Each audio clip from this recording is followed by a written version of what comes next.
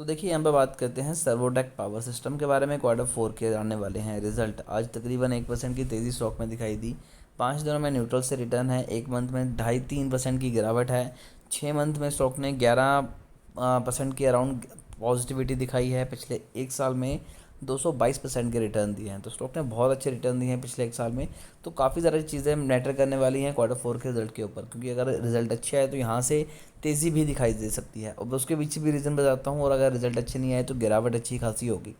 Revenue पिछले quarter में year on year basis के हिसाब से 40% डाउन हुआ था। नेट इनकम 71% डाउन हुई। नेट प्रॉफिट मार्जिन 52% डाउन हुआ। ऑपरेटिंग इनकम 60% डाउन हुई। बट इसके बाद कंपनी को अच्छे खासे ऑर्डर भी मिले थे, जिसके इनकी ऑर्डर बुक जो है वो काफ़ी ज़्यादा इंप्रूव हुई है। अब दिक्कत ये है कि 100 रुपये के लेवल के अराउंड ये स्टॉक जो है वो ट्रेड करता हुआ नज़र आ रहा है। यानी कि यहीं पर स्टॉक जो है इसे बार बार बाउंस करने की कोशिश कर रहा है, लेकिन ये लेवल को ब्रेक नहीं कर पा रहा। अगर क्वार्टर के रिजल्ट अच्छे आते हैं तो उसे ब्रेक कर देगा। और जैसे ब्रेक करेगा तो जो लोग यहाँ पर इन्वेस्टमेंट करने के लिए बैठे हुए हैं कि हाँ भाई स्टॉक तो 100 रुपये के लेवल को ब्रेक नहीं कर रहा, जब ब्रेक करेगा तब बाइंग करेंगे। और जैसे ही 100 रुपये का लेवल ब्रेक होता तो वो लोग भी एंट्री लेंगे। और जिन लोगों के पास है वो सेल नहीं करेंगे, तो प्राइस ऑटोमेटिकली इंक्रीज होगा और स्टॉक में और ज़्यादा तेज़ी आएगी। तो ये रिजल्ट काफ़ी ज़्यादा इंपॉर्टेंट होने वाले हैं सर्वोटेक पावर के लिए।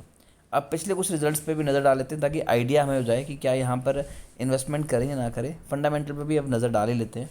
रिटर्न ऑन कैपिटल एम्प्लॉयड 17.7 है, जो कि काफ़ी ज़्यादा अच्छा है। रिटर्न ऑन इक्विटी 16.8 है, अगेन काफ़ी ज़्यादा अच्छा है। प्रमोटर होल्डिंग 60% है। लेकिन एक हल्की सी चीज़ जो गड़बड़ है वो ये है कि यहाँ पर 1% से 1.25% के अराउंड प्रमोटर होल्डिंग में चेंजेस आए हैं और उन्होंने अपनी होल्डिंग डिल्यूट की है। दूसरी चीज़ यहाँ पर डी की कोई भी होल्डिंग नहीं है, लेकिन 4.5% की होल्डिंग यहाँ पर एफ की भी है। अगर मैं यहाँ पर क्वार्टर ऑन क्वार्टर बेसिस पे देखूँ तो पिछले कुछ टाइम से कंपनी की सेल्स में एक अच्छा खासा फॉल आया हुआ है, लेकिन उसी फॉल के साथ कंपनी के एक्सपेंस भी कम हुए हैं। तो नेट प्रॉफिट की बात की जाए तो लास्ट क्वार्टर में कंपनी का जो प्रॉफिट आया था वो 1 करोड़ निकला था। इससे पहले 3 करोड़ था, उससे पहले 4 करोड़ था, उससे पहले 5 करोड़ था। और ईयर ऑन ईयर बेसिस पे भी कंपनी का जो प्रॉफिट है तकरीबन तकरीबन 2.5 करोड़ कम आया है। अगर मैं यही चीज़ प्रॉफिट एंड लॉस देखूँ ईयर ऑन ईयर बेसिस पे तो कंपनी की सेल्स काफ़ी ज़्यादा बढ़ी हैं। अब यहाँ पर हम कैसे देख सकते हैं सेल्स की अगर बात की जाए तो यहाँ पर देखिए कि मार्च 2020 में 86 करोड़ की सेल्स थी, फिर अगले साल भी 86 करोड़, फिर उससे अगले साल 135 करोड़, उससे अगले साल मार्च 2023 में 250 करोड़ की सेल्स।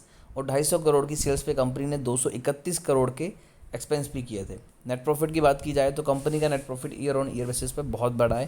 पहले 1-1 करोड़ कंपनी कमा रही थी, लेकिन 3 साल पहले कंपनी ने कमाए सीधा 4 करोड़, फिर कमाए 11 करोड़ और अब कमाए थे लास्ट में 14 करोड़।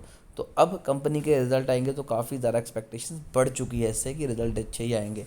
और अगर ऐसा होता है तो Q4 के रिजल्ट के बाद स्टॉक में बहुत तगड़ा बूम आएगा। फिर अगर आप चाहते हैं कि इनके रिजल्ट आपको सबसे पहले देखने के लिए मिले और जितनी भी अपडेट्स आएँ वो टाइम टू टाइम आपको मिलती रहे, तो चैनल को अभी सब्सक्राइब करके बेल आइकन दबाइए ताकि कोई भी इंपॉर्टेंट अपडेट आपसे मिस ना हो।